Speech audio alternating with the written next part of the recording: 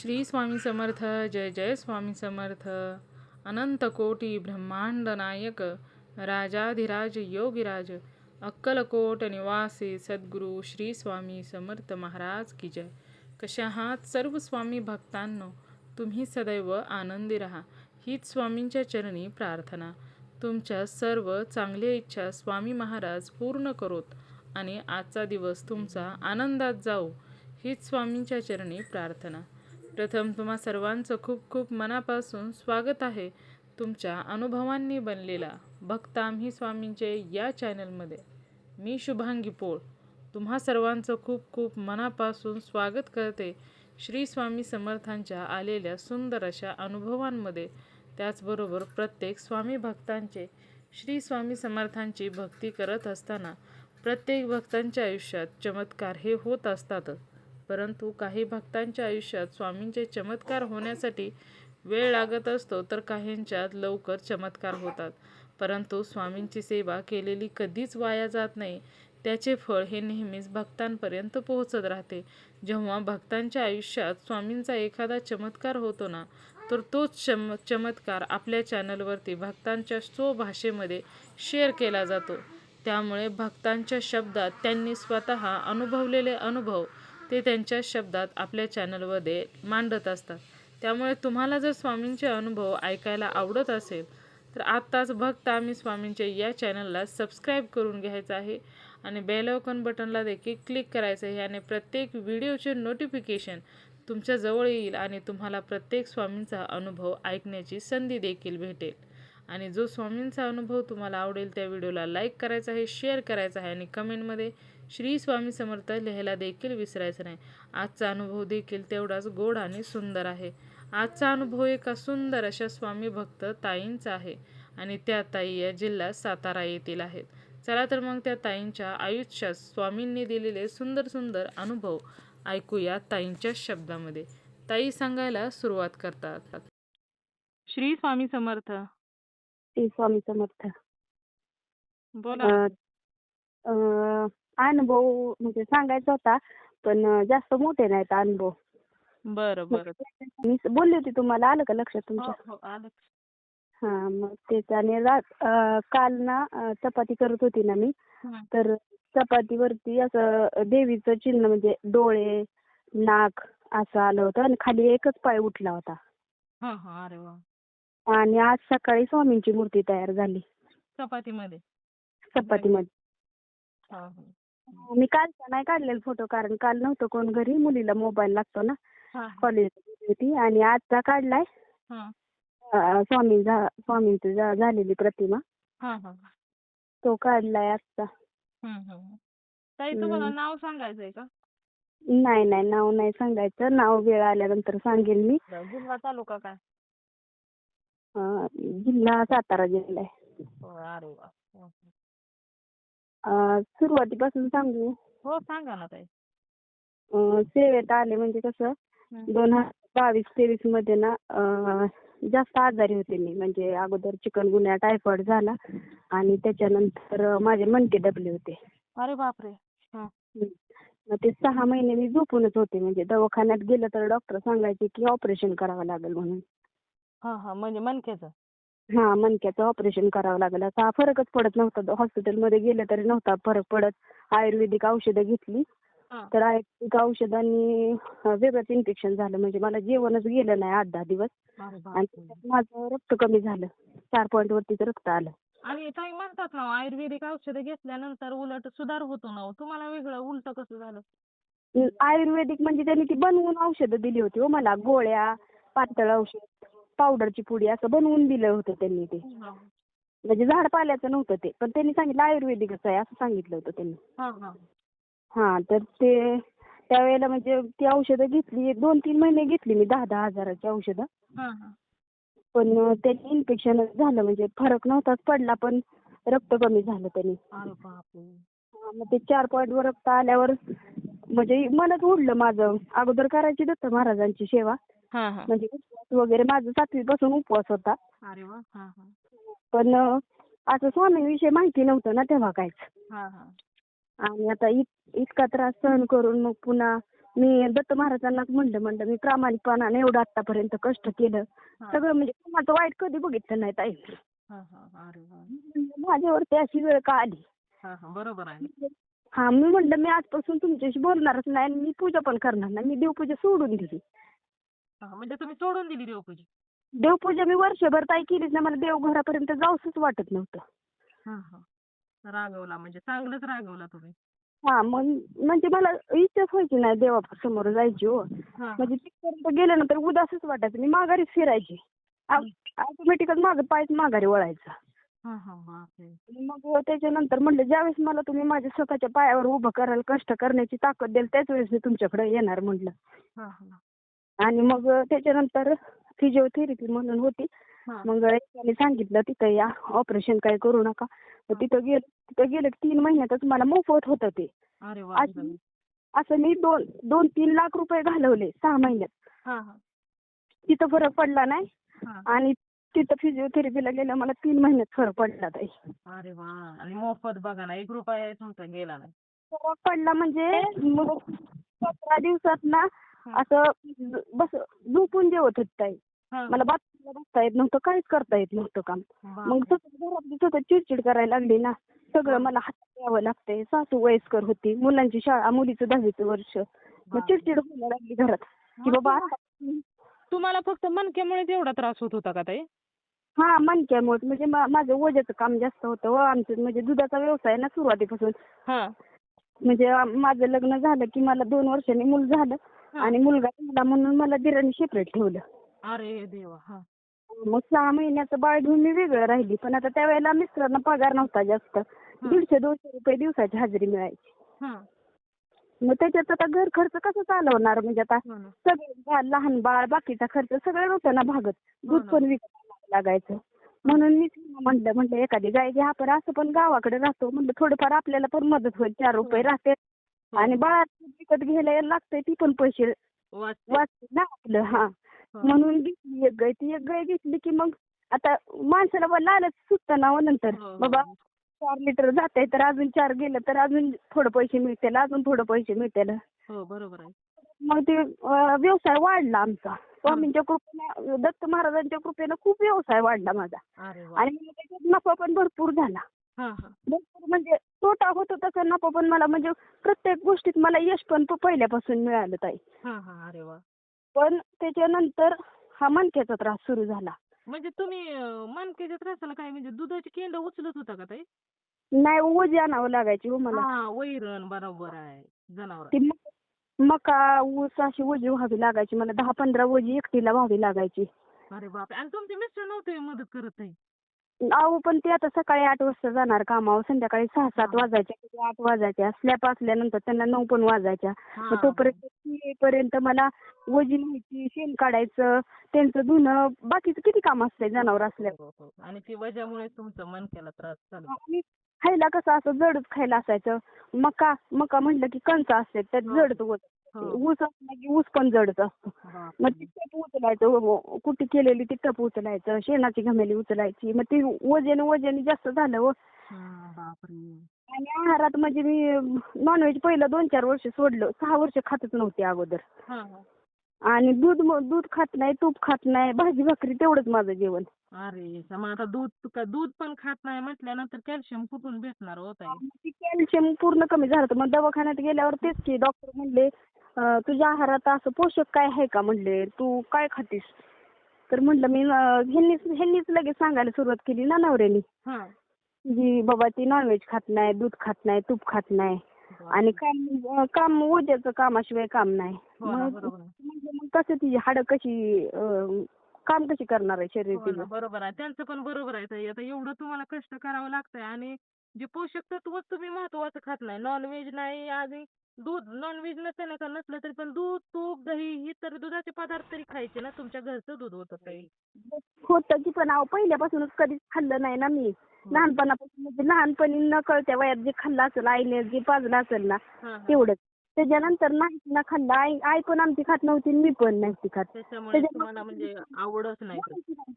गोडीच नाही त्याची. आणि मग थेरपीला गेल्यावर फरक पडला ताई. आणि 3 महिन्यात मी म्हणजे त्यांनी सांगितलं होतं 6 महिने या. मी 3च महिने केली. 3 महिन्यात मला चांगला फरक पडला. म्हणजे 3 महिन्यात ना मी पहिला 1 महिना भरला ना तर 1 महिन्यातच जावच्या मुलीची डिलिव्हरी झाली होती. आणि तिकडे बुत्ती द्यायची असते, पोळ्या द्यायच्या असते त्या. 50-60 पोळ्या मी एका मांडीवरती बसून लाटल्या होत्या. एवढा फरक पडला होता. अरे वा. आणि मला जिरेपर्यंत 10-15 मिनिटं मला बसता येत नव्हतं ताई. बापरे. एवढा फरक पडला. मग तिथून मग परत आता सासूबाई सारख्या चिडचिड करायला लागले ना, रोज उठते की जाते, घरचं काम सगळं राहतंय, मी तरी कुठपर्यंत करू, वय झालं होतं त्यांचं पण. मग सोडून दिली थेरपी. आता थेरपी सोडून दिल्यानंतर माझं सगळं व्यवस्थित चाललं होतं ताई. बरोबर. सगळं व्यवस्थित चाललं होतं. पण ती तुम्हाला नाही का मी बोलली पाठीमागं, जाऊबाईंनी आमच्या असं असं केलं, सांगितलं तुम्हाला. मीच माझ्या नवऱ्याला म्हणली तू तुम्हाला पाहिजे असं तसं सांगितलं. मग ती त्यावेळेला त्या प्रकरणात काय सांगू, इतकं टेन्शन डिप्रेशन मध्ये ताई मी गेली होती. 6 महिने मी सुचतच नव्हतं मला काय करावं ते. आणि तिची पहिल्यांदा 3 महिने थेरपी केली का नाही ते राहिलं सांगायचं. त्याच्यानंतर मला आमचे चुलत जाऊबाई आहेत, त्यांनी म्हणल्या आपण तुळजापूरला जाऊया, येशील का म्हणल्या. आता मला डॉक्टरांनी सांगितलं होतं की तू प्रवास फक्त करायचा नाही. हो ना, बरोबर. राहतील, ओझ्याचं काम करायचं नाही, प्रवास करायचा नाही. तर मी देवाला एकच म्हणलं मला ना बरं तर मला तुमच्या दर्शनापर्यंत यायचंय. मला जर सुखरूप तुम्ही घरी आणलं तर मी आजपासून तुमची सेवा सोडणार नाही म्हणजे. बरोबर. तुळजापूरची भवानी आहे ना मला. मग तिकडे गेलो, तुळजापूरला गेलो, व्यवस्थित आलो ताई, काही त्रास झाला नाही. आणि 15 दिवसातच परत अक्कलकोट, गाणगापूर, तुळजापूर, पंढरपूर ह्या क्षेत्राला जाण्याचा मला योग आला. अरे वा. म्हणजे गावातल्या बायका जातात ना, त्या 10-15 जणी जातात पिकअप करून. तर आमच्या सासूबाई म्हणल्या येशील का ग, म्हणल्या देवाला चाललोय आम्ही, येशील का. तर मी म्हणून विचारता इतक्या लांबचा प्रवास आहे, तसं मी माझ्या जबाबदारीवर नाही ना म्हणू शकत मी येते म्हणून. आता बरं एवढा प्रवास केल्यावर जर उद्या झाला त्रास तर.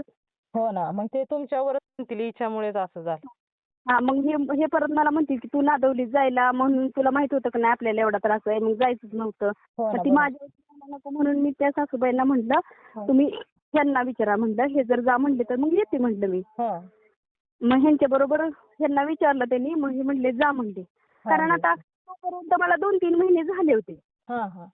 म्हणजे पहिल्यांदा प्रवास करून येऊन 2-3 महिने झाले होते. मी व्यवस्थित होती, म्हणजे काम व्यवस्थित सगळं व्यवस्थित करत होती. म्हणजे म्हणले आता विचारते समोरनं तर कशाला देवाला नाही म्हणा, जा पिकअप मध्ये पण व्यवस्थित आपलं म्हणजे जास्त दगदग होईल अशा ठिकाणी बसू नको गर्दीत. हो ना, बरोबर आहे ना. मग पुढे बसून गेले मी ताई, व्यवस्थित गेले आले. त्याच वेळेला जाताना ना अनुभव सांगितला होता मला, म्हणजे आमच्या ग्रुपमध्ये जे बाई होत्या ना, बायका होत्या, त्यातल्याच एका जणींनी सांगितलं होता अनुभव स्वामींचा. त्यावेळेस मला स्वामींचं काहीच माहित नव्हतं, फक्त नाव माहित होतं मला स्वामी समर्थ, एवढंच माहिती होतं. बाकी मी मूर्ती कधी बघितली नव्हती, काय सेवा काहीच माहित नव्हतं मला. म्हणजे त्यावेळेस तुम्हाला सांगितला अनुभव स्वामींचा. त्यांनी सांगितला होता त्यावेळेला अनुभव की म्हणजे एक जोडपं म्हणजे मुलांचं कुठेतरी बाहेर निघालं होतं आणि त्यांच्या गाडीत स्वामींची मूर्ती होती. तर ती जाताना गाडीचा ब्रेक फेल झाला की काय झालं काय त्यांना माहिती. आता आम्ही गाडीत होतो त्यामुळे म्हणजे एवढं काय व्यवस्थित ऐकता आलं नाही ना मला. बरोबर. तर म्हणता गाडीचा ब्रेक फेल झाला आणि गाडी दरीपर्यंत गेली होती, म्हणजे पुढची 2 तास खाली अडकली होती दरीत. अरे बापरे. लेडीजनं काय केलं, म्हणजे ती स्वामींच्या सेवेत होती. तिनं ती मूर्ती चिटकवलेली होती ना ह्याच्यावरती पुढे ना गाडीत, मूर्ती उचलून हातात अशी छाती बरोबर धरली, म्हणली स्वामी वाचवा मला, माझं कुटुंब वाचवा, म्हणजे मला झालं काहीतरी चालेल पण माझं कुटुंब वाचवा. आणि छाती बरोबर कवटाळून धरली होती तिनं मूर्ती. तर तेवढ्या शब्दाच्या क्षणातच ती चाकं आहे तशीच अडकली होती तिथं आणि गाडीचा ब्रेक लागला. अरे वा. आणि मग ते तिच्या नवऱ्याने 2 मुलं होती, 2 मुलं मागचा दरवाजा खोलून बाहेर काढली, बायकोला बाहेर काढलं, स्वतः बाहेर आला आणि चौघं बाहेर आली की लगेच गाडी दरीत कोसळली. बापरे.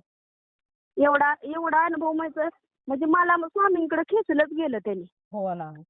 आणि त्यावेळेस म्हणजे मला लय इच्छा होती मनात की बाबा स्वामींची मूर्ती आणायची, आपण पण सेवा करायची, अनुभव घ्यायचा. पण त्यावेळेला मी त्यांना विचारलं, ज्या सांगत होत्या त्यांना विचारलं, म्हणलं ताई तुम्ही एवढा अनुभव सांगताय, तुम्ही किती वर्ष झालं जाताय तिकडं, मग तुम्ही का नाही स्वामींची मूर्ती आणली. तर म्हणल्या देवस्थान कडक आहे, आपल्यात नॉनव्हेज होतं, मुलं लहान आहेत ती, जातात तिकडं देवघराकडे इकडे जाणारच की आता लहान मुलं असल्यावर. हो ना, हो ना. म्हणल्या उगाच कशाला काय व्हायला म्हणून आपलं मनातच देव ठेवायचा. मी नाही मूर्ती आणली म्हणल्या. हा, मग माझं मन जरा असं दस्तीच झालं ना बाबा आपण घेऊन आपल्यात पण आता आमच्यात पण होतं ना नॉनव्हेज. हो हो, बरोबर. घेऊ का नको तर त्यावेळेला राहिलं घ्यायचं. हा, तीच राहिली स्वामींची मूर्ती. आणि हा. त्याच्यानंतर मग वर्ष झालं की ह्या वर्षीच्या दिवाळीत हा एवढा मोठा प्रसंग माझ्या नवऱ्यावरती मुलावरती ते अशी चुकीची केस टाकली, खोट्या आरोपात फसवायचं बघितलं. हा. तर त्यावेळेला मला सेवा काय काय माहित नव्हतं ताई. म्हणजे जशी मला जाणीव लागली ती ना की ही बाई असं करणार आहे तर हा. 3 दिवस त्यावेळेला YouTube वरती मी सर्च करत होते ताई व्हिडिओ. हा, हा. तर व्हिडिओ बघायचे त्यावेळेला तुमचं व्हिडिओ नव्हतं येत मला. बरं. हा. फक्त म्हणजे सेवा कशी करायची काय ते तेवढंच म्हणजे पण ती एवढं कळतच नव्हतं त्यावेळेला मला. तर त्यावेळेला अगरबत्तीची सेवा एक आली होती मोबाईलवरती. हा. ती नाही का 2 अगरबत्त्या लावायच्या आणि श्री स्वामी समर्थ मंत्राचा जप करायचा अगरबत्ती संपेपर्यंत. हा, बरोबर. मनात बोलली. हा. तर मी ती 3 दिवस सेवा केली. हा. स्वामी म्हणलं तुमचा आधी माझ्या घरात करेल, पण म्हणलं मला ह्यातनं सोडवा. माझी माणसं सुखरूप ठेवा माझ्यासोबत. हो ना. चुकीच्या त्यांना फसवू देऊ नका म्हणलं. जी काय व्हायची असेल ती नाचक्की होऊ द्या, पण म्हणलं मला ह्याच्यात गुंतवू नका. माझं सगळं संपून जाईल म्हणलं. मुलगा नाही, नवरा नाही तर काय राहिलं आयुष्यात माझ्या. हो ना, बरोबर. आणि मग ताई 3 दिवसाची त्या सेवेतना दुसऱ्या दिवशी तिनं केस टाकली होती. बापरे. तर दुसऱ्या दिवशी केस टाकल्यावरती तिथं सगळं म्हणजे इतकं विचित्र होतं ताई. मला तिथं काय बोलावं. कधी आपण पायरी चढलो नाही पोलीस स्टेशनची. किती वाईट वेळ. इतकं म्हणजे कुणावरती असली वेळ येऊ नये ताई. हो ना, बरोबर आहे. हो. नाही, आज रडू नका ताई. आता हं? गेले ते दिवस ताई, रडू नका म्हटलं. गेले ते दिवस. आता फक्त आठवणीच राहिलेल्या आहेत. बाकी गेले, चांगले आलेत ना दिवस आता ते. तसं नाही हो, पण एखादं प्रामाणिकपणानं कष्ट करून जर पुढे जात असेल तर घरातल्या लोकांना जर बघवत नसेल तर काय अर्थ आहे हो? सांगा की मला. हो ना, हो ताई. तिथं खूप चुकीचं आहे, पण आता आपण दुसऱ्याच्या विचाराला काय म्हणू शकतो सांगा? आणि तेव्हापासून पोरगा बिनसल्यागतच करायला लागलं. म्हणजे त्याला वाटायचं ना बाबा म्हणजे 13वीतच होता त्यावेळेला. तर त्याने शाळा सोडून दिली. सांगितलं की मी तुम्हाला ते पाठीमागं मी केला त्यावेळेला. हो, हो. लय इतकं विचित्र की सतत भांडण व्हायचं आणि प्रत्येक अमावस्याला भांडण व्हायचं ताई. प्रत्येक अमावस्याला. बापरे. अमावस्या आली, पौर्णिमा आली की प्रत्येक वेळेला भांडण व्हायचं. तर एवढं पण त्यावेळेला तिथं फक्त मी एवढंच म्हटलं की तिचं कॉल रेकॉर्डिंग चेक करा आणि जर असेल आमच्या माणसांची तर आमच्या माणसांना आत टाका म्हणलं. हा. एवढा शब्द माझ्या तोंडातनं गेला आणि श्री स्वामी समर्थ मंत्राचा जप करत होती मनात मी. हा. आणि मग त्यांनी केस माघारी घेतली मी तसं बोलल्यावर. हा. केस माघारी घेतली आणि दुसऱ्या दिवशी ते नाही का स्टॅम्प पेपरवरती लिहून देतात हा. की त्यांच्याकडून आम्हाला त्रास होणार नाही, आमच्याकडून त्यांना त्रास होणार. ते आता कायद्यानुसार चालावंच लागतं ना. हा. हा. मग ती लिहायला आम्ही गेलो होतो. तर आता रोज आम्ही आता आयुष्य गेलं आमचं ह्या गावात. हा. रोज आम्ही तर आम्ही पोलीस स्टेशनला जायचा रस्ता चुकलो ताई आम्ही दोघं. अरे बापरे. हा. शेजारच्या रोडनं जायचं ते आम्ही बाहेरच्या रोडनं गेलो आणि रोडनं जात असताना स्वामींचं मंदिर अगदी माझ्या 1 फूट अंतरावरतीच मूर्ती स्वामींची आहे असं. अरे वा. हा. पुढेच मूर्ती माझ्या समोरच. अंतर खूप होतं पण मला असं वाटायचं की माझ्या एक हाताच्या अंतरावरती मी हात लावू शकते एवढ्या अंतरावरती स्वामी आहेत. अरे वा. एवढं. आणि मग त्यांना म्हणलं थांबा म्हणलं मला स्वामींचं दर्शन घेऊ द्या. स्वामीं पुढे गेली, रडली तिथं. सगळी लोक बघायला लागले. पण मुजरा करतायत काय काहीच मला माहित नाही. हा. फक्त डोकं ठेवून पाया पडले आणि तिथून गेले. हा. आणि गेल्यावरती मग ते झालं सगळं मिटलं. हा. तिथलं गेल्यावरती मग 3ऱ्या का 4थ्याच दिवशी आमची ट्रिप गेली परत अक्कलकोटला. हा. आठवड्यात गेली असेल. आठवड्यात गेली की मग मी ते आणलं सगळं स्वामींचं मूर्ती आणली, सारामृत ग्रंथ आणला, माळ आणली, अभिषेक घालून पूजा ही केली. दुसऱ्याच दिवशी ती बाई इथनं गेली निघून. अरे वा. बरं झालं. सगळं तिनं म्हणजे जमीन बिमीन सगळं वाहून टाकलं, इथनं निघूनच गेली. हा. हा. बरं झालं. ते झालं तुमचा संसार तुम्हाला परत मिळाला ताई, आनंद. हा फक्त आता मी स्वामींच्या पुढे एकच प्रार्थना करते की आता जी लोकांना वाटतंय का नाही बाबा आजूबाजूच्या मी कुठेतरी असेल तर ती निदर्शनात स्वामींनी आणावं की बाबा कोणाची चूक होती, आपण दोष देतोय कोणाला, चूक कोणाची होती ही निदर्शनात फक्त सगळ्यांना कळावं एवढी स्वामींना प्रार्थना असते माझी सतत. योग्य वेळ आली की ते पण करतील ना स्वामी ताई. हा आणि दुसरा अनुभव म्हणजे ना पाठीमागच्या 4-5 महिन्यात ना माझ्या आत्याचा नवरा वारला होता ताई. हा. आणि आम्ही तिकडे गेलो. हा. तर तिकडून येताना त्यांचं म्हणजे कसं होतं, दुसऱ्या दिवशी अमावस्या होती आणि तिसऱ्या दिवशी शनिवार होता. म्हणून त्यांनी सावडायचा कार्यक्रम असतो का नाही, हा. तो त्यांनी त्याच दिवशी संध्याकाळी 5 वाजता धरला. अरे असं कसं? ते म्हटलं मग चौथ्या दिवशी होईल ना, कारण अमावस्या होती आणि परत शनिवार होता. हा हा, त्याच्यामुळे असेल संध्याकाळी घेतला असेल. हा, मग त्यांच्या गावातली लोक म्हणली संध्याकाळी सावडायचा विधी करायचा. त्यांच्यात काहीतरी कार्यक्रम पण होता दुसरा. हा. मग ते बाकीची लोक अडकून पडणार ना सुटकामुळं. हो ना, बरोबर आहे. हा, मग ते मिस्टर म्हणले तू थांब. म्हणले सावडून झाल्यावर मग संध्याकाळी कोण सोडायला असलं तर ये, नाही तर मग उद्या ये. आता सावडल्यावरती राहिलं तर मग परत पुढचं 10 दिवस राहावं लागतं आमच्यात. हो हो. हा, मग मी थांबले आणि हे आले घरी. आता संध्याकाळी स्टँडवरती सोडलं मला गाडीवरती ते. आणि 5:30ची एसटी तेव्हा निघून आली होती आमच्या इकडे येणार. हा. आणि एसटीच नाही मला यायला. 9:30 पर्यंत मी सुनसान, एसटी कुठं वाहन नाही काय नाही. 9:30 पर्यंत थांबली तिथं. भीती वाटायला लागली. म्हणलं आपण एकटंच आहे आता, बाई माणूस एकटं भीती वाटते ना 9:30च्या पुढं. हो ना, हो ना, बरोबर. मनात म्हणते स्वामी मला कोणाला तरी न्यायला पाठवा. मोबाईल पण सोबत नेला नाही, गडबडीनं गेलेलो कारण लवकर न्यायचं होतं त्यांचं. अरे बापरे.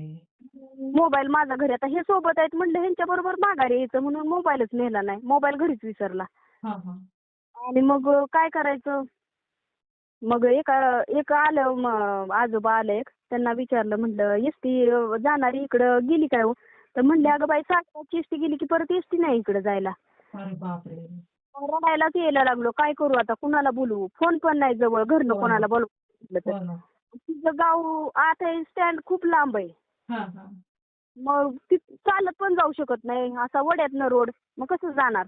हो ना, बरोबर आहे. मग ताई 4 गाड्या एका मागोमाग एक आल्या, 4 व्हीलर. 4 गाड्या एका मागोमाग एक आल्या. आम्ही सगळी stop करत होती, एकाने पण गाडी थांबवली नाही. हा. स्वामीला म्हणलं कसं हो माझं, मी कशी जाणार म्हणलं घरी, माझ्या मुलाबाळात मला पोहोचवणार आहे का नाही आज तुम्ही, का मला इथंच अडकून ठेवणार आहे मनात म्हणते मी. हा हा. आणि नंतर एक गाडी आली. हा. गाडी माझ्यापासून गाडी थोडी लांब गेली आणि तिथं थांबवली त्यांनी गाडी.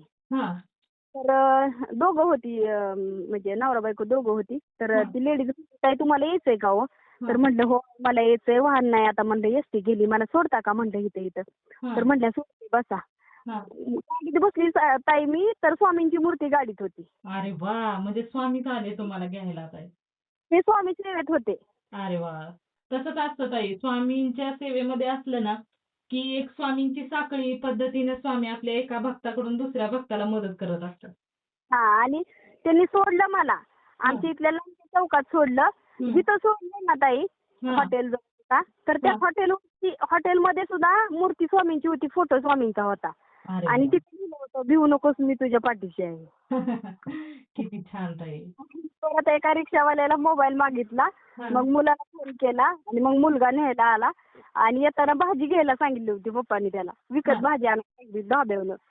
मग धाब्यावरती त्याने ज्या धाब्यापाशी नेलं ना मला, धाब्यापाशी सलग ओळीनच सगळं स्वामी समर्थांचं फोटो होतं, स्वामी आईंचं फोटो होतं, असं राऊंडच पूर्ण गोल सगळीकडे स्वामींचाच फोटो होता. अरे वा, म्हणजे स्वामींनी दाखवून दिलं की तू घाबरू नको, मी तुझ्या बरोबर आहे. म्हणजे प्रत्येक क्षणाला तासाला मला तिथं मूर्ती दिसत राहिली, फोटो दिसत राहिले. इतका आधार वाटला ना ताई, म्हणजे मला अक्षरशः रडायला आलं माहितीये का घरी आल्यावर. नाही हो, खरोखरच आहे. म्हणजे असं आपल्याला ज्यावेळेस गरज असते तेव्हा स्वामी दिसतात, तेव्हा आनंद होतोच ना हो ताई. हो, होतच की अहो. पण खूप डिप्रेशन मध्ये खूप, म्हणजे इतकं 6-7 महिने इतके वाईट काढले ना ताई मी, म्हणजे कोणावर अशी वेळ येऊ नये एवढं वाईट दिवस. पण आता झाले की सगळं व्यवस्थित. फक्त मुलांनी थोडं समंजसपणानं वागावं एवढं स्वामींना प्रार्थना करते. पण अजून काय त्याच्यात फरकच पडत नाही. थोड्या गोष्टींना रुसून बसतो, बोलत नाही, पप्पांशी बोलत नाही, माझ्याशी बोलत नाही. मग त्याच्यामुळे वाईट वाटतं. आता अजून तोपर्यंत ही वेळ, मग लग्न झाल्यावर उद्याची परिस्थिती कशी असेल तो विचार करून वाईट वाटतं. नाही, बरोबर आहे की तुम्ही स्वामींना प्रार्थना करा ताई, आणि तारक मंत्राचं तीर्थ मुलाला देत जावं ताई. काय आता म्हणजे आजचा 4था दिवस आहे तारक मंत्र करायचं. पण आज मुलीला प्रॉब्लेम आलाय ताई, मग ती सेवा करू का नाही करू असं वाटतंय. नाही, ती वेगळी म्हणजे कशी करते, ती घरात असते का वेगळी असते ताई? मग आमच्यात ताट आहे ना तुळजापूरचं, वेगळी बसते. मग असू द्या ना, करा ना सेवा मग. मग तेच आजचं राहिलं होतं म्हणजे तारक मंत्र नुसता बोलली होती सकाळी हा हा आणि दादांनी सांगितलेली सेवा दत्तात्रय स्तोत्रम तेवढंच म्हटली होती. आरती केली होती. बाकीचं नव्हतं काय अजून झालं. हा हम्म. आणि बरोबर. दुसरं म्हणजे बहिणीचा पण अनुभव आला चांगला म्हणजे बहिणीच्या नवऱ्याला अटॅकच आला होता. अरे बापरे. आणि ऍडमिट केलं होतं म्हणजे भाऊ तिथंच होता. चक्कर येते म्हणून त्याला हॉस्पिटलमध्ये नेलं हा आणि डॉक्टर म्हणले 1-2 सलाईन लावून सोडू म्हणले हा आणि सलाईन लावल्यात मग हाईत व्यवस्थित म्हणून तो आला निघून घरी. हा. त्याच्यातच त्यांना अटॅक आला. तो पुढे आला आणि ह्यांना अटॅक आला. अरे बापरे, म्हणजे दुसरा लगेचच आला हो. नाही पहिलाच अटॅक पण चक्कर येत होती म्हणून नेलं होतं दवाखान्यात. दवाखान्यात गेल्यावर त्यांना अटॅक आला. हा म्हणजे पहिल्यांदा चक्कर येते म्हणून दवाखान्यात घेऊन गेलो. हा आणि मग attack आला म्हणून तिनं बोलवलं भावाला हा आणि मी आपला सहज फोन केला. हा तर म्हणलं काय रे दादा काय चाललंय असं तसं आपलं बेसिक बोलणं चाललंय. तर हा. म्हणलं ताई 15-20 मिनिटानं फोन करतो जरा दाजींची कंडिशन अवघड आहे. मी तुला नंतर फोन करतो म्हणलं आणि फोन कट केला. आता मला भीती वाटायला लागली. बाबा हा. नक्की काय झालंय काहीच कळलं नाही ना व्यवस्थित. हो ना हो ना. मग स्वामींच्या पुढे बसून नुसतं स्वामी काय असेल ते तुम्ही सावरा काय असेल ते तुम्ही सावरा. म्हणलं 1 दिवसाचं पारायण करीन तुमचं पण व्यवस्थित होऊ द्या. जर काय मोठं संकट येणार असलं तर म्हणलं टाळा. हा हा बरोबर आहे. केली 2 तासात फोन केला मी परत त्याला. आता लगेच तर फोन करू शकत नाही ना. नाही ना हो, आता त्यांनी सांगितलं मी घाईत आहे म्हटल्यानंतर कसा फोन करू शकतो. 2 तासांनी फोन केला तर म्हणला ताई रिलॅक्स झालो बघ म्हणला मोठं संकट टळलं आज. म्हणला अटॅक आला होता डॉक्टरांनी 2च तासाची गॅरंटी दिली होती. बापरे. 2 तासातच म्हणले डॉक्टर म्हणले होते 2 तासात पेशंट हातालाच लागणार नाही. बापरे. बॉडी रिस्पॉन्सच देत नव्हती. एवढं म्हणजे वाईट परिस्थिती. मग त्याच्यातून पण स्वामींना एक प्रार्थना केली त्याच्यावरती स्वामींनी सगळं निवारण केलं त्याचं. बरं झालं ते.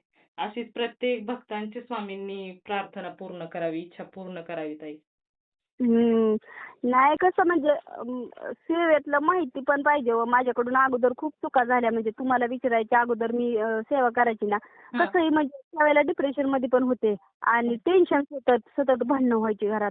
ते सेवा करायला बसलं तरी डोक्यात तेच विचार येत राहायचे सतत आणि माहिती नव्हतं की बाबा 3च अध्याय वाचतात रोज किंवा एक तरी माळ जप करतात असं माहित नव्हतं. मला जमल तसं कधी 1 वाचायची, कधी 2 वाचायची, कधी 3 अध्याय वाचायची असं असू करायची. द्या. असू द्या ताई, काही नसतं त्याचं. तुम्ही काही म्हणजे टेन्शन घेऊ नका की माझ्याकडून पहिली चुकीची सेवा झाली.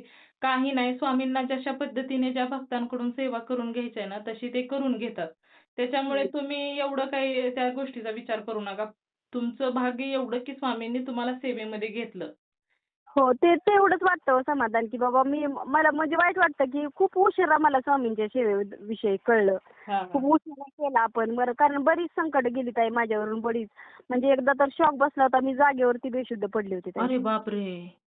हो शॉक बसला होता जागेवर म्हणजे 3-4 वेळा मी स्वामी सेवेत नसताना सुद्धा मला माझा जीव वाचवलाय. हो ना, पण तुम्ही दत्तगुरूंची सेवा करतच होता ना हो ताई. हो दत्त महाराजांचं म्हणजे गुरुवार असायचेच माझे आणि दिगंबरा श्रीपाद वल्लभ दिगंबरा असं म्हणजे कंटिन्यू नव्हते मी जप करत पण तोंडातून माझ्या निघायचं कधी ना कधी. हा म्हणजे तेच ना हो ताई, म्हणजे आता दत्तगुरूच आपले स्वामी आहेत. ते तेवढीच सेवा घडत होती म्हणजे बाकी जास्त मला माहितीच नव्हतं स्वामींचं.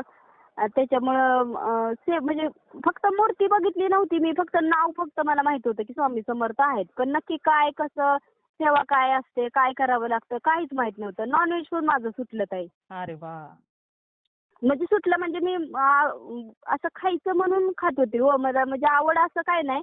पण ते आपल्या शरीराची गरज डॉक्टर अगोदर पण 6 वर्ष सोडलं होतं. खातच नव्हते काहीच मी. हां, पण ते डॉक्टर म्हणाले ना ते सांधेवात पण आहे, मणक्याचा त्रास पण आहे. मग हे खावं लागेल, ते खावं लागेल. मग दूध पीत नाही तर हे मग नवरा म्हणायला लागला मग हे तरी खात जा की ह्याला काय होतंय. आता बोलणारच ना तसं म्हणजे एक दृष्टीने विचार केला तर म्हणणारच की बाबा हे खात नाही तर मग हे तरी खा हो असं ना. ना. हो ना, हो ना. बरोबर आहे. मग त्याच्यामुळं खायला लागले होते. हां. पण ते किती 2-3दाच खाल्लं असेल त्याच्यावरती परत तुम्हाला सेवा विचारली नंतर मग त्या दादांनी सेवा सांगितली म्हटले तुम्ही मांसाहार सोडून सेवा करा. हां, हां, हां. मग मांसाहार सोडलाच मी. अरे वाह! बरं झालं. नाही तर आता कधी मे महिन्यापासून सेवा त्यांनी दिली होती मला मे महिन्याला. हां. मे महिन्याच्या 3 तारखेला सेवा दिली होती. मग 3 तारखेपासून आतापर्यंत मी काहीच नाही खाल्लेलं नॉनव्हेजमध्ये. म्हणजे बाकीच्यांना करतात की माझा जास्त विषय येत नाही करायचा, कधीतरी जर मुलीला अडचण असेल ना हा तरच. संध्याकाळी स्वयंपाक मुलगीच बनवते त्याच्यामुळं तीच तीच करते सगळा स्वयंपाक. मग माझा हातच लागत नाही तिथं. फक्त म्हणजे सेवा करून झाल्यावरती त्यांना जेवण वगैरे वाढावं लागतं, भांडी घासावी लागतात. हा परत मग देवघराकडे जाण्याचा काय विषय येत नाही. देवघर म्हणजे खोल्या आहेत ताई आणि एका एका कोपऱ्यात देवघर ठेवलेलं आहे. हा हा घर नाही अजून. घर ज्या वेळेला होईल स्वामींची इच्छा त्यावेळेला देतील. हो ना, देणार देणार. अहो, ज्या भक्तांच्या आयुष्यात स्वामी आलेत ना, त्या भक्तांची कोणतीच इच्छा मागे राहत नाही. फक्त फरक एवढा असतो की काहींची इच्छा पटकन पूर्ण होते आणि काहींची इच्छा पूर्ण व्हायला उशीर लागतो, पण इच्छा 100% ताई पूर्ण होतात. हो पण ताई एक अनुभव आहे. म्हणजे जसं मला अगोदर सेवा करत होते ना, त्यावेळेला असं मन लागत नव्हतं. हा. सतत टेन्शन मन शांतच राहत नव्हतं माझं.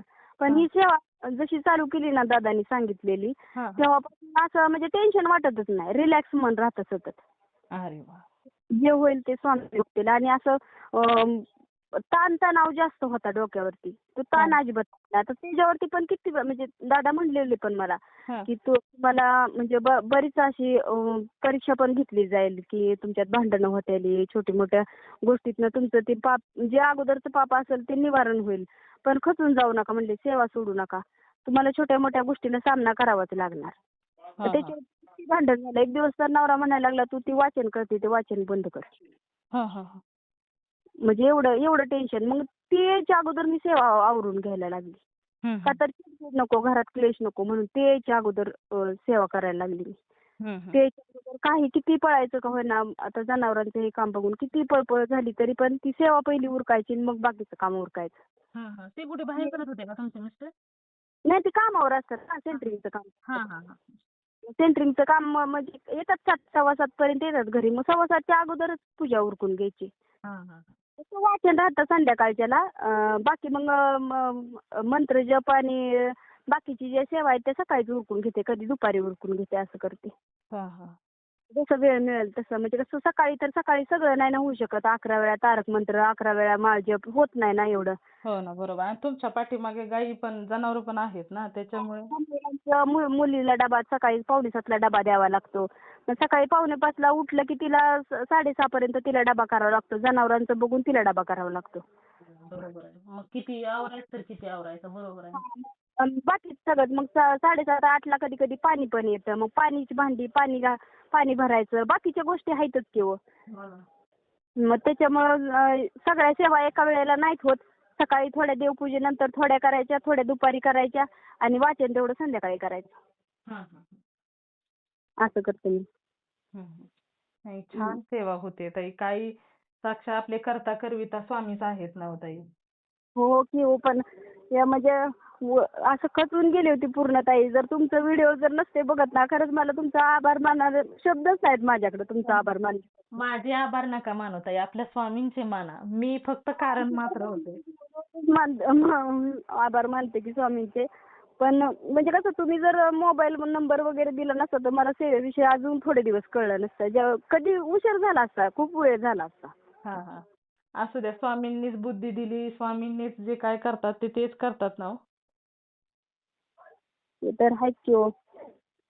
फक्त ताई स्वामींना एकच प्रार्थना करा, मुलाचं भविष्य मुलांनी गोडी गुलाबीनं राहावं एवढीच इच्छा आहे, बाकी काही नाही.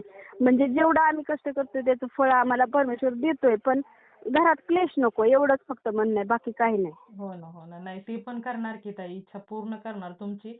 आणि मी पण स्वामींच्या चरणी हीच प्रार्थना करते की तुमची लवकरात लवकर इच्छा पूर्ण व्हावी ताई.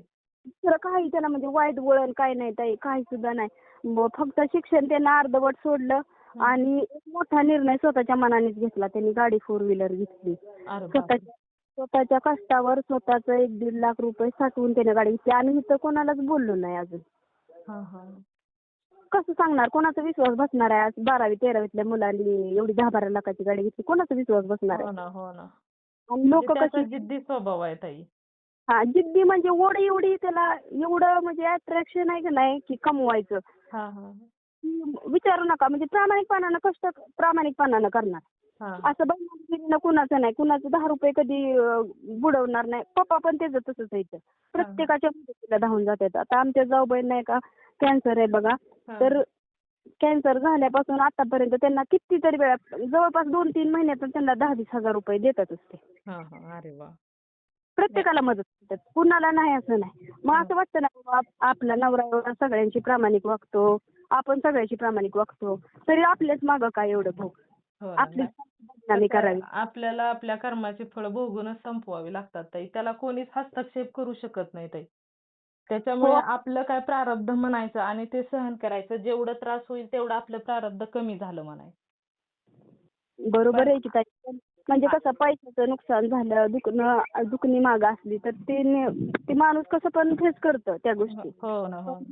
जिथं इज्जतीला जिथं एखाद्याने हात घातला तर ती गोष्ट सहन नाही करू शकत ताई नाही ना, आपण. ते बरोबर आहे ना. ते तर चुकीचंच आहे ते. तुझा नवरा असा की तुझं पोरगं असं डायरेक्ट जर तू पुरावा गोळा करून जर चुकीच्या पद्धतीनं जर केस करत असेल तर त्याचा उपयोग नाही. स्वामींना माहिती आहे खरं हो. काय आहे खोटं काय आहे ते. हो ना. आणि आपल्या ताई स्वामींपासून कधीच काय लपलं नाही ताई.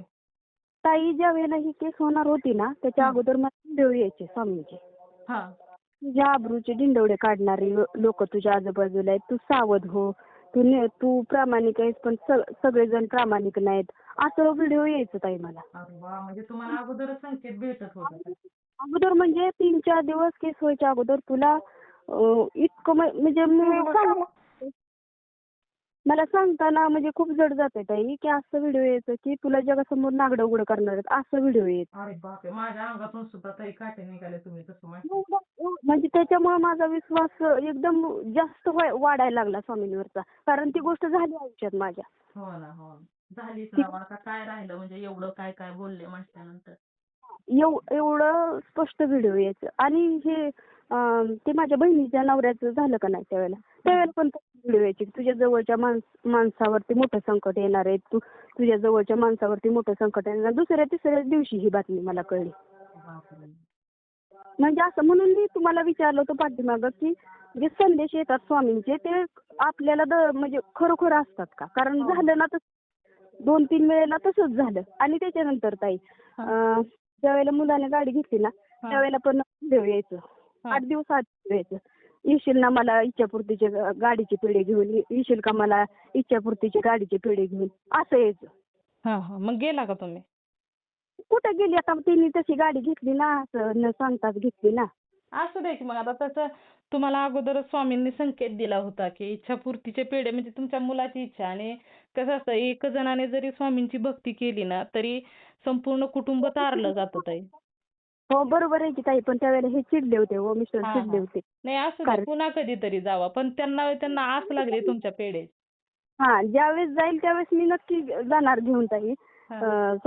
आणि आता ती म्हणजे नवऱ्यावरती संशय घेऊन जे तिथं सांगितलं होतं ना पोलीस स्टेशनला हां. तर माझ्या पण वाटायला लागलं. म्हणजे आता हो का शेवटी आपण एक स्त्री आहे म्हटल्यावर वाटणार ना की बाबा चुकला असेल का नवरा आपला. हो, हो. बरोबर आहे. मुलीला वाटू शकतं ना तसं. हो ना. तर मी स्वामींना कौल लावला ताई. हां. म्हणजे मी बसली होती सेवेला. कौल लावायचं म्हणून नव्हते बसले. रोजच्या आपल्या नित्य सेवेला बसले होते. तर माझ्या अंगातून पाठीपासून डोक्यापर्यंत मुंग्या निघायला लागल्या. हां. तर म्हणलं स्वामी काय मला संदेश देताय तुम्ही मला काय म्हणजे मला समजच नाही म्हणलं तेवढी. तुम्ही काय सांगताय मला काय काय विचारायचंय काय बोलायचं मला काय सुचत नाही म्हणलं. मला बुद्धी देत अशी की मला माझ्याकडून तुम्ही काय बोलून घेताय म्हणून. तर डोक्यात विचार आला की एक म्हणजे युट्यूबवरती बघितलं होतं माळ्यावरती कौल लावलेला.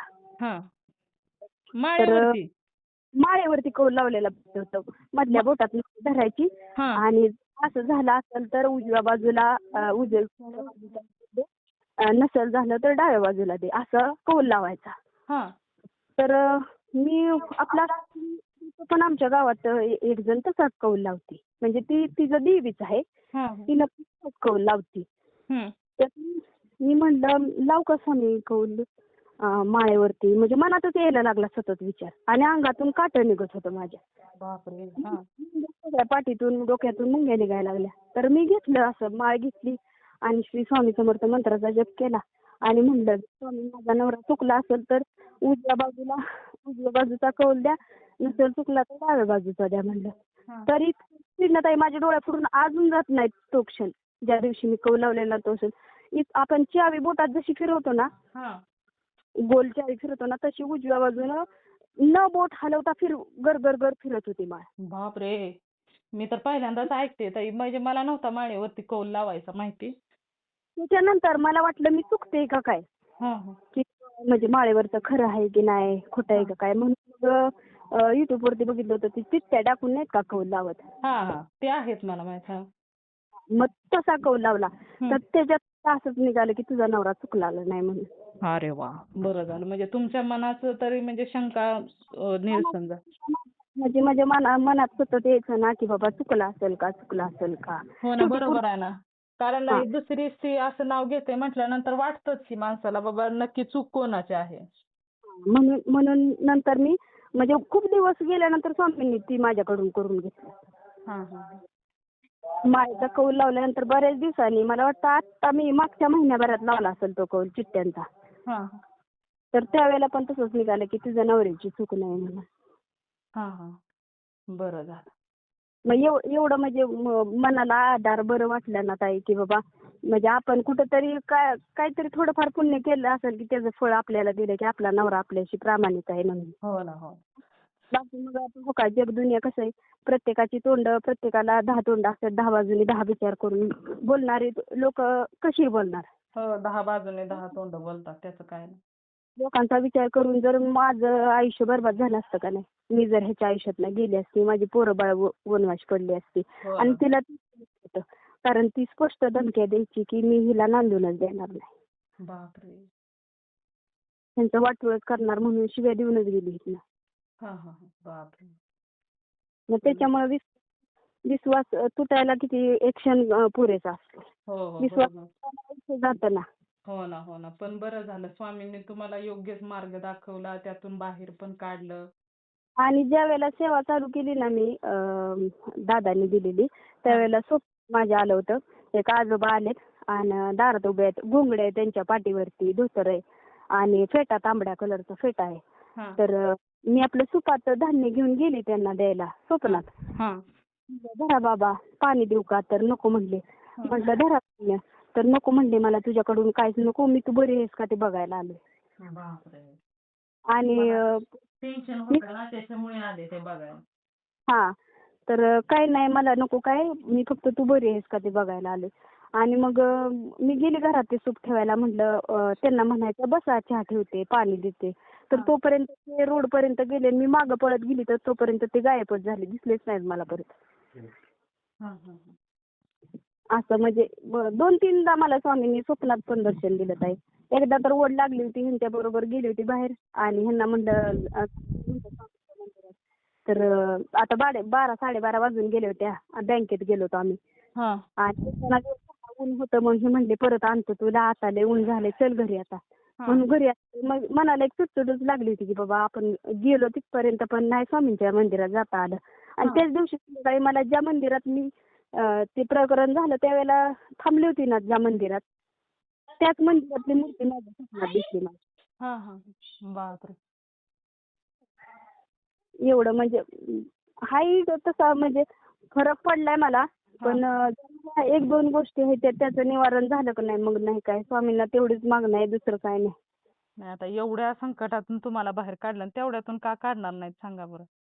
तेवढ्यातून काढणार की हो, पण कसं ते आजूबाजूची लोक अशी वेगळ्या नजरेनं बघतात होता असं बघू झाल्यावर. द्या, त्यांच्या नजरा काय क्षणाक्षणाला बदलणारे असतात, त्यांच्यावर एवढा विश्वास ठेवायचा नाही ताई. आणि आता कसं म्हणजे आता तिच्यात कार्यक्रम होता ना, तर अगोदर मला सपोर्ट करायचे सगळे आणि आता आम्हाला न विचारता त्यांच्या कार्यक्रमाला गेले, ते गुपचूप गेले. हा हा हा. मग ते वाईट वाटतं ना, आपल्याशी गोड बोलतायत आणि आपलं ज्यांनी उद्ध्वस्त आयुष्य केलं त्यांच्याकडे ही लोक पळायला लागली. मग त्याच्यामुळे मनाला वाईट वाटतं ना हो तसं. हा हा. नाही, एवढं नाही वाईट वाटून घ्यायचं ताई. शेवटी त्यांचे विचार आहेत, त्यांच्या म्हणण्यानं ते चालणार, थोडीच तुमच्या म्हणण्यानं चालणार आहे तो. आपल्या म्हणण्याने कोण चालतं हो तेव्हा, ज्या वेळेला आपल्याला मदत पाहिजे होती त्यावेळेला 50 जणांनी थोडं हातपाय पसरले, मी पण कोणी मदत नाही केली मला. त्यावेळेला कोणी नव्हतं सोबत, कुणी सपोर्ट म्हणजे 2 शब्दाचा आधार द्यायला सुद्धा कोणी नव्हतं त्यावेळेला. पण स्वामी होते ना बरोबर, मग काय घाबरायचंय. जगाच्या म्हणून पाठीशी असल्या दुनियाचं काय गरज आहे सांगा बरं.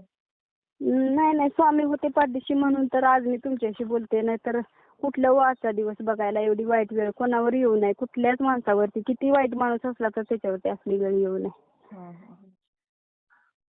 असू द्या ताई, काही नाही. आता चांगले दिवस आलेत ना, पाठीमागचे कशाला वाईट दिवस आठवून दुःखी व्हायची काय गरज आहे का सांगा बरं. आणि एवढी हो, संकटातून तुम्हाला बाहेर काढलं, पुढं पण काढतीलच ना. काढतीलच की. हो चालेल. खूप छान अनुभव आहे ताई. हा. आपण प्रामाणिकपणानं राहायचं, बाकी त्यांच्यावरती सोडलंय सगळं. हो ना, हो ना. हम्म. चालतंय ताई, ठेवू का? श्री हो स्वामी समर्थ. चालेल चालेल ताई. खूप छान अनुभव आहे. शेअर करते मी ताई. हा. ताई, आणि नंतरचा अनुभव जर आला ना, मी जे नियोजन केलंय ते, तर हा. नंतर मी अनुभव शेअर करेन. बरं बरं चालेल ताई. हा. श्री चला स्वामी. श्री स्वामी समर्थ.